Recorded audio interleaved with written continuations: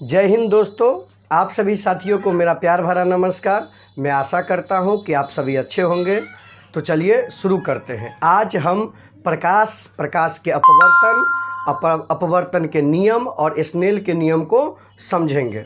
तो चलिए शुरू करते हैं। प्रकाश का अपवर्तन क्या है, तो इसको एग्जाम्पल से समझते हैं। ये मेरे पास प्लास्टिक है और ये लाइट।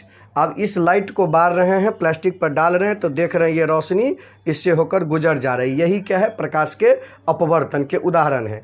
दूसरा, ये गिलास है, पानी भरा हुआ गिलास। जब इससे प्रकाश जा रही है तो देख रहे हैं आप, गुजर रही है प्रकाश की, इस पानी से होकर प्रकाश गुजर रही है। ये भी क्या है, प्रकाश के अपवर्तन के उदाहरण है। अब इसको हम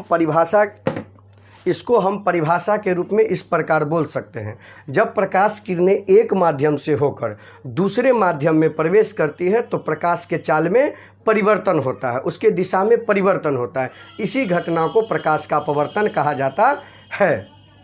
मैंने तो आप लोगों को बता दिया, लेकिन अधिकतर लड़के इसको समझेंगे नहीं।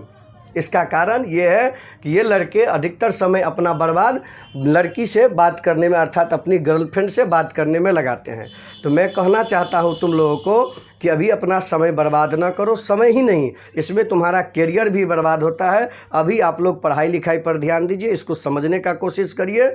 पढ़ाई लिखाई पर ध्यान दीजिए और पढ़ लिख के यदि बन जाइएगा तो लड़की और लड़की का गार्जियन भी आप लोगों को मिलेगा। तो चलिए शुरू करते हैं। प्रकाश के अपवर्तन के नियम। तो जिस प्रकार प्रकाश के परावर्तन के दो नियम हैं, उसी प्रकार प्रकाश के अपवर्तन के दो नियम हैं। इस डायग्राम में देखिए, ये प्रकाश के अपवर्तन का डायग्राम अर्थात फिगर है। तो जिस प्रकार प्रकाश के अपवर्तन के दो नियम, इसी प्रकार प्रकाश के अपवर्तन के दो नियम। आजकल तो लड़के भी दो शादी करता है, जैसे आमिर खान। तो उसको छोड़िए, चलिए यहाँ चलते हैं। प्रकाश के अपवर्तन के दो नियम, आपतित किरण, अपवर्तित किरण और आपतन बिंदु पर डाला गया अभिलंब, तीनों एक ही तल में होता है। और दूसरा, आपतन कोण की ज्या तथा अपवर्तन कोण की ज्या का अनुपात एक नियतांक होता है। अनुपात मतलब भाग बट्टा जो देते हैं वो, और ज्या मतलब साइन थीटा, और जो थीटा होता है उसी को बोलते हैं ज्या।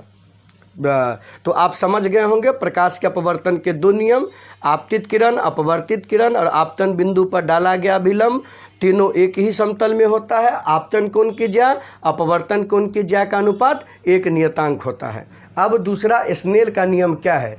तो प्रकाश के अपवर्तन के दूसरे नियम को ही स्नेल का नियम कहा जाता है। स्नेल का नियम का प्रतिपादन स्नेल नामक भौतिक शास्त्री ने किया, इसीलिए उसी के नाम पर इसे रखा गया है स्नेल का नियम।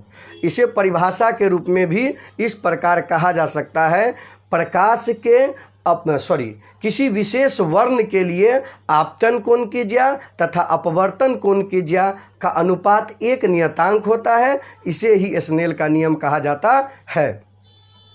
तो मैं आशा करता हूं कि यह वीडियो आप लोगों को अच्छा लगा होगा। इसमें आपने प्रकाश के अपवर्तन और स्नेल के नियम को समझ गए होंगे। मैं आप लोगों को एक बात बताया था कि लड़की और लड़का एक दूसरे से बच के रहना चाहिए, बात नहीं करना चाहिए, बॉयफ्रेंड गर्लफ्रेंड, लेकिन ऐसी बात नहीं होती है। आजकल लड़का लड़की एक साथ रह के भी पढ़ाई कर सकता है और बुलंदियों को छू सकता है। तो मैं आशा करता हूँ कि आप लोग अच्छे संबंध बना के रखें, साथ पढ़े और आगे बढ़े, और अपने परिवार और समाज का नाम रोशन करें। तो चलिए मिलते हैं नेक्स्ट वीडियो में। धन्यवाद।